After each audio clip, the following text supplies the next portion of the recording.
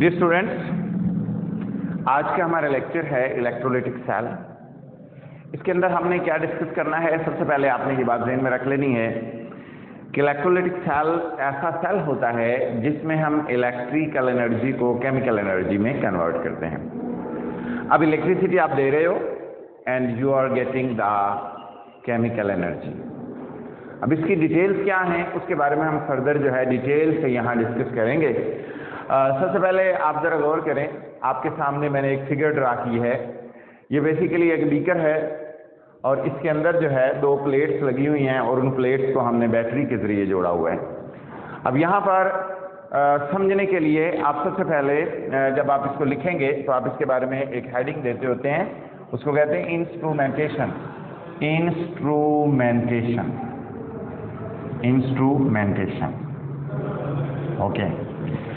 अब जब आप इंस्ट्रूमेंटेशन की हेडिंग देते हैं तो आप इसमें सबसे पहले देखते हैं कि इस इलेक्ट्रोलाइटिक सेल के अंदर होगा क्या और क्या क्या चीजें इसके अंदर यूज होंगी। सबसे पहले आप देखें, एक ये बीकर है। इंस्ट्रूमेंटेशन में एक बीकर है या मटेरियल या मेटल, कोई जो है मेटल तो नहीं होता, आमतौर पर ये गिलास का कोई मटेरियल होता है। तो ये गिलास का कोई भी बीकर नुमा मटेरियल आप ले लेंगे।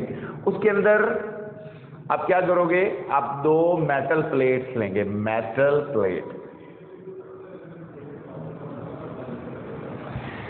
अब ये जो मेटल प्लेट्स हैं इनको हम इलेक्ट्रोड्स कहते हैं। मेटल प्लेट्स जो होती हैं इनको हम इलेक्ट्रोड्स कहते हैं। Electrodes, metal plates which are connected to a battery and put into the beaker, they are called electrodes. इसका मतलब एक बीकर हो गया, ग्लास का बना हुआ मटेरियल हो गया, उस मटेरियल के अंदर दो मेटल प्लेट्स डिप हैं जिनको हम क्या कह रहे हैं, इलेक्ट्रोड।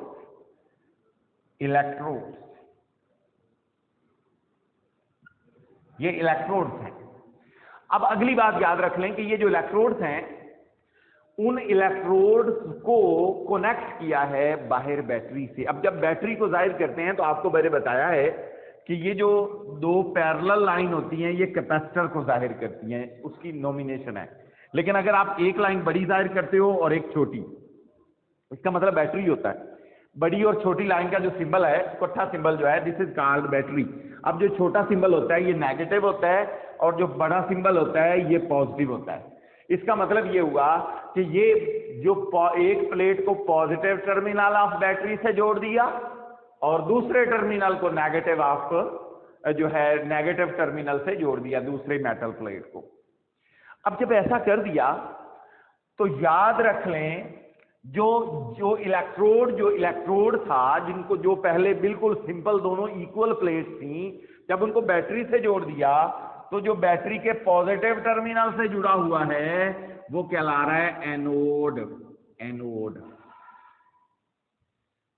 और जो नेगेटिव टर्मिनल से जुड़ा है दिस इज कॉल्ड कैथोड। अब हमें ये बात समझ आ गई कि एक एनोड है और एक कैथोड है। एक एनोड है और एक कैथोड है। ये बात आप लोगों को क्लियर हो गई। अब हम इसके बाद फर्दर इसकी डिटेल देखते हैं कि जब आप इसको जोड़ देंगे तो इसके अंदर आपने पहले ही कोई सोल्यूशन डाला हुआ था। मिसाल के तौर पर आपने कोई भी आयरन क्लोराइड, कॉपर क्लोराइड या कोई भी ऐसा कंपाउंड आपने डाल दिया है जो आयोनाइज होता है। मिसाल के तौर पर फॉर एग्जांपल आप बात कर लें NaCl की। आसान आप लोग देखते होते हैं, आपने इसके अंदर NaCl यूज किया। जब आपने NaCl यूज किया तो आपको पता है ये फौरन आयोनाइज हो गया, Na पॉजिटिव बन गया और क्लोराइड नेगेटिव बन गए। अब जैसे ही आपने बाहर से इलेक्ट्रिसिटी दी, यानी सबसे पहले तो आप इसकी इंस्ट्रूमेंटेशन के बारे में समझेंगे कि ये है क्या। बेसिकली हम इसको इलेक्ट्रिसिटी देंगे, इलेक्ट्रिसिटी प्रोवाइड करेंगे। जब आप इलेक्ट्रिसिटी प्रोवाइड करोगे तो फिर क्या होगा, फिर केमिकल एनर्जी मिलेगी। वो कैसे मिलेगी वो जरा समझ लें। अब ये जो पॉजिटिव आयन होंगे they will move towards negative electrode, यानी नेगेटिव इलेक्ट्रोड कैथोड की तरफ जाएंगे, कैथोड की तरफ।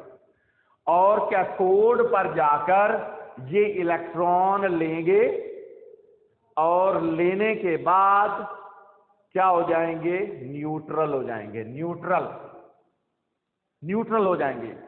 और याद रख लें कि इलेक्ट्रॉन का लेना, इलेक्ट्रॉन गेन करना रिडक्शन कहलाता है, रिडक्शन।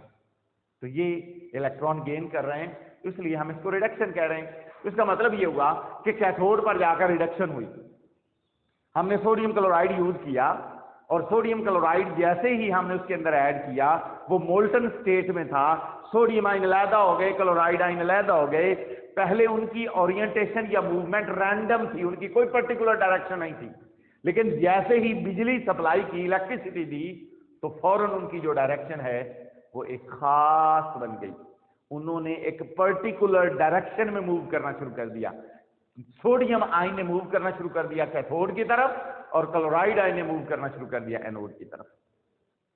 अब ये जो क्लोराइड है, they will move towards anode. अब ये एनोड की तरफ जाएंगे और एनोड पर जाकर अपने इलेक्ट्रॉन को रिलीज कर देंगे। और अपने इलेक्ट्रॉन को जब रिलीज करेंगे तो वहां पर क्या होगा, वहां पर ऑक्सीडेशन होगी। तो आपने बात याद रख लेनी है कि एनोड पर ऑक्सीडेशन होगी और कैथोड पर रिडक्शन होगी। अब कैसे होगी, मिसाल के तौर पर हम इसके रिएक्शंस लिखते हैं। सबसे पहले देखें, at anode, at anode, anode पर कौन गया, देखें क्लोराइड गया।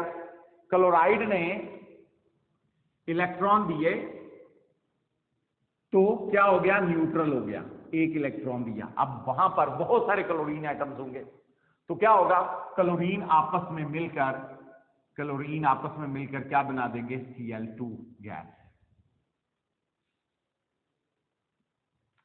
इसी तरह एट कैथोड, अब कैथोड पर कौन जा रहा है, सोडियम। सोडियम क्या कर रहा है, इलेक्ट्रॉन ले रहा है। सोडियम आयन जा रहे हैं और सोडियम आयन इलेक्ट्रॉन लेकर न्यूट्रल हो रहे हैं। अब आप जरा देखें, आपको समझ आ रही है इस बात की कि आपने सोडियम क्लोराइड प्रोवाइड किया था और आपने इधर से बिजली दी और सोडियम अलहदा हो गया और क्लोरीन अलहदा हो गया। सोडियम और क्लोरीन अलहदा हो गया, यानी आपका साल्ट जो है डीकंपोज हो गया, डीकंपोज हो गया, ब्रेक डाउन हो गया इनटू टू पार्ट्स, दो हिस्सों में तकसीम हो गया। और कैसे तकसीम हुआ, bye the passage of electricity, bye the passage of electricity. Electricity देने के बाद आपका साल्ट जो है वो डीकंपोज हो चुका है। This process is known as electrolysis. Electrolysis, electrolysis, lysis कहते हैं ब्रेक होना, लाइसिस, मैं यहां लफ्ज लिखता हूं इलेक्ट्रोलाइसिस। इलेक्ट्रोलाइसिस, लाइसिस क्या हो गया, break down, break down, decomposition by the passage of electricity. Electricity देकर आपने साल्ट को डिकम्पोज कर दिया, दिस इज कॉल्ड इलेक्ट्रोलाइसिस। इसका मतलब यह हुआ कि हमने एक साल्ट प्रोवाइड किया और साल्ट जो है वो बिजली देने के बाद दो हिस्सों में तकसीम हो गया, और दो हिस्सों में तकसीम होने को with the passage of electricity हम इलेक्ट्रोलाइसिस कहते हैं। और इसके लिए जो सेल यूज होगा उसको हम इलेक्ट्रोलिटिक सेल कहेंगे।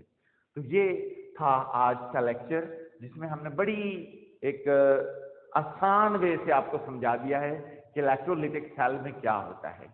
गैल्वेनिक सेल जो है दैट इज अनदर टर्म, उसमें हम बिजली प्रोड्यूस करते हैं, यहां हम बिजली देते हैं।